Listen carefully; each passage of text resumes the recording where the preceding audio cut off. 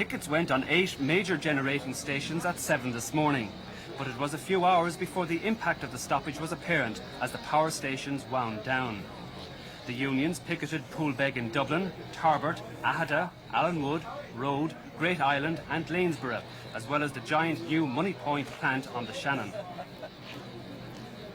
By mid-morning, the strike was clearly effective.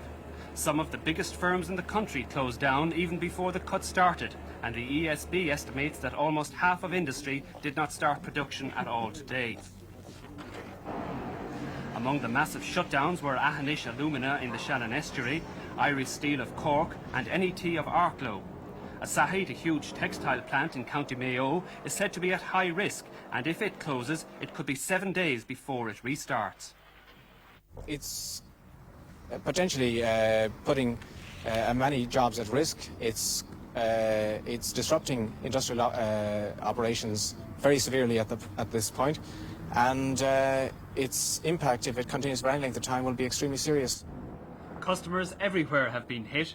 600,000 customers, 2/3 of the network, will have been without power for periods of 3 hours by midnight. During the day, people have been coping as best they can. This pharmacist had to depend on candlelight to carry on. Another reminder of times past was at petrol stations, where hand pumps had to be used. In towns, the AA warned motorists to take special care as chaos built up at traffic lights that are blacked out or jammed. As the situation got worse through the day, many families were without cooking facilities, light and power.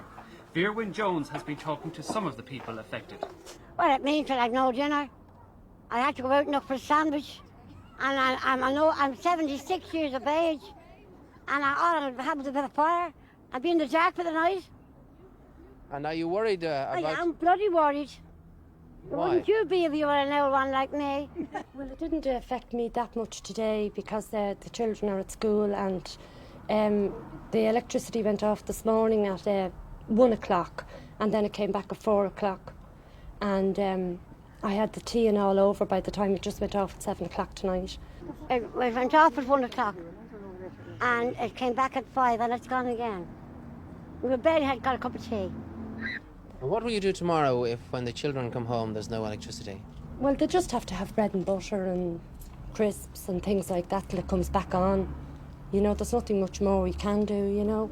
At the moment, we've only emergency lighting, which is quite inadequate with old people moving around, those that are mobile enough to do so. Consequently, there's the possibility of accidents happening. There could be a fall on the stairs. Somebody could die as a result of this. You have been exempted in previous disputes. In all previous disputes, we were exempted. We were told today, however, the situation was much worse. I'm browned off, and I have 2 sons in it, and God's helping their out too. And my husband's in it for years. We've done it for years. And what do you think of it? It's bloody disgrace. Why don't they give them the peck of money? They'll have to give it to them after, in the end of it. The pickets